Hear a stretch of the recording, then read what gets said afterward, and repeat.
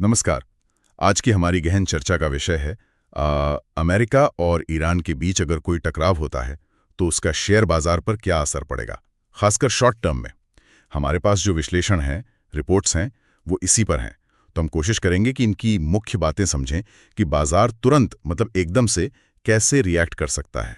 अक्सर तो यही होता है कि जैसी ऐसी खबर आती है, पहली प्रतिक्रिया होती है घबराहट वाली, बिकवाली, है ना। हाँ बिल्कुल, ये एक तरह की कह सकते हैं स्वाभाविक मनोवैज्ञानिक प्रतिक्रिया है। देखिए, भू राजनीतिक तनाव जो है वो अनिश्चितता लाता है और निवेशक को अनिश्चितता बिल्कुल पसंद नहीं होती। उन्हें डर लगता है कि भाई संघर्ष बढ़ गया तो वैश्विक व्यापार रुकेगा, कंपनियों का मुनाफा घटेगा, पैसा फंस जाएगा। तो वो क्या करते हैं, तुरंत जोखिम वाली जगहों से पैसा निकालकर कहीं सुरक्षित जगह लगाना चाहते हैं। अच्छा, तो इसे थोड़ा और खोलते हैं। मतलब कौन से सेक्टर्स हैं जिन पर सबसे तेज असर दिखता है? रिपोर्ट्स इशारा कर रही हैं बैंकिंग, फाइनेंशियल सर्विसेज, फिर यात्रा टूरिज्म वाले स्टॉक्स, मैन्युफैक्चरिंग, ऑटोमोबाइल कंपनियां, ये सब दबाव में आ जाती हैं। ऐसा क्यों? शायद इसलिए कि ये सीधे इकोनॉमी और लोगों के खर्च से जुड़े हैं। बिल्कुल सही। इन्हें हम साइक्लिकल सेक्टर्स कहते हैं, है ना। जैसे ही अर्थव्यवस्था पर संकट दिखता है तो लोग क्या करते हैं, घूमना फिरना कम कर देते हैं, नई गाड़ी खरीदना टाल देते हैं, बड़े कर्ज लेने से बचते हैं। तो बैंकों को लगता है कर्ज डूबेगा, कंपनियों को लगता है मांग घटेगी। और इसके उलट आप देखेंगे कि निवेशक तुरंत सोना, जो सेफ माना जाता है, या फिर अमेरिकी डॉलर, उसकी तरफ भागते हैं। ये साफ दिखाता है कि वो जोखिम नहीं लेना चाहते। सोना तो हजारों साल से मुश्किल वक्त का साथी है, और डॉलर, वो तो दुनिया की मुख्य रिजर्व करेंसी है। तो ऐसी स्थिति में वो अक्सर मजबूत हो जाता है। हाँ, ये सोने वाली बात दिलचस्प है। और रिपोर्ट्स के मुताबिक ये सिर्फ बड़े निवेशक ही नहीं, आजकल तो डिजिटल गोल्ड वगैरह से छोटे निवेशक भी यही करते हैं। अच्छा, अब आते हैं कच्चे तेल पर। ये तो इस पूरी कहानी का बहुत अहम हिस्सा लगता है। ईरान मध्य पूर्व का एक बड़ा तेल उत्पादक है। तो संघर्ष हुआ तो सबसे पहला डर, तेल सप्लाई रुकेगी। और ये डर बिल्कुल वाजिब है। अगर हॉर्मुज स्ट्रेट जैसा जो अहम रास्ता है, वहां से तेल की आवाजाही में दिक्कत आई तो दुनिया भर में तेल की कमी हो सकती है। इससे क्या होगा, ब्रेंट क्रूड, WTI, दोनों की कीमतें आसमान छू सकती हैं। और भारत जैसे देश, हम तो अपनी जरूरत का 80% से ज्यादा तेल बाहर से मंगाते हैं। हमारे लिए तो ये बहुत बुरी खबर है। तेल महंगा मतलब पेट्रोल डीजल महंगा, माल ढुलाई महंगी, और नतीजा महंगाई बढ़ेगी। तो ये जो तेल की बढ़ी कीमतें हैं, इसका असर सिर्फ महंगाई तक ही रहता होगा या और भी कुछ? नहीं नहीं, बिल्कुल नहीं। महंगाई बढ़ेगी तो रिजर्व बैंक पर दबाव आएगा कि ब्याज दरें बढ़ाओ, उससे आर्थिक विकास धीमा हो सकता है। दूसरा असर वो पड़ता है करेंसी पर।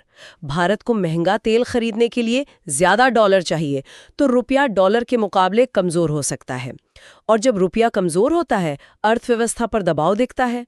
तो जो विदेशी संस्थागत निवेशक हैं, FIIs, वो अक्सर भारतीय बाजार से अपना पैसा निकालने लगते हैं। वो बिकवाली करते हैं, जिससे बाजार और गिरता है।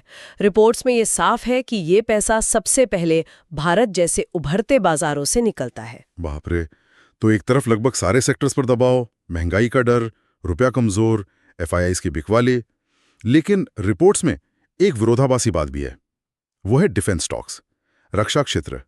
कहा जा रहा है कि ऐसी स्थिति में भारत डायनामिक्स, BEL, HAL, इन कंपनियों के शेयर बढ़ सकते हैं, खासकर अगर तनाव लंबा खिंचता है तो। ऐसा क्यों बोला? हाँ, ये भी होता है। इसकी वजह सीधी है, मांग और आपूर्ति। देखिए, जब दो देशों में तनाव बढ़ता है या युद्ध का डर होता है, तो देशों को लगता है अपनी सुरक्षा मजबूत करो। सरकारें अपना रक्षा बजट बढ़ा देती हैं। नए हथियार, मिसाइलें, जहाज, निगरानी के उपकरण, इनके ऑर्डर बढ़ जाते हैं। तो इन रक्षा कंपनियों के पास काम आता है। उनकी ऑर्डर बुक अच्छी दिखती है, भविष्य में मुनाफे की उम्मीद बढ़ती है। इसीलिए निवेशक फिर इन शेयरों में पैसा लगाते हैं, भले ही बाकी बाजार गिर रहा हो। अच्छा, ये दिखाता है कि बाजार कितना पेचीदा है। मतलब डर का माहौल अलग अलग हिस्सों पर अलग असर डालता है। और निवेशकों की अपनी प्रतिक्रियाएं, वो भी तो मायने रखती होंगी। जैसे कुछ लोग शायद अपनी SIP रोक दें या पैसा निकालकर कैश रखना चाहें। हाँ, ये अल्पकालिक प्रतिक्रिया तो बहुत आम है, खासकर जो छोटे या नए निवेशक हैं उनमें। जब माहौल अनिश्चित होता है तो लोग नुकसान से बचने के लिए निवेश रोक देते हैं या पैसा निकाल लेते हैं। वो इंतजार करते हैं कि देखें ऊंच किस करवट बैठता है। स्थिति सामान्य होने का इंतजार करते हैं। हालांकि ये भी सच है कि जो अनुभवी लंबे समय के निवेशक हैं वो कई बार ऐसी गिरावट को खरीदने का मौका भी मानते हैं, पर ये पूरी तरह उनकी अपनी जोखिम लेने की क्षमता पर निर्भर करता है। तो कुल मिलाकर देखें तो अमेरिका ईरान जैसे किसी बड़े टकराव की आशंका से शेयर बाजार में तुरंत गिरावट आ सकती है। बैंकिंग, फाइनेंस, टूरिज्म जैसे सेक्टर्स ज़्यादा पिट सकते हैं। तेल महंगा हो सकता है, जिससे भारत में महंगाई और रुपये पर दबाव बनेगा। एफआईज पैसा निकाल सकते हैं।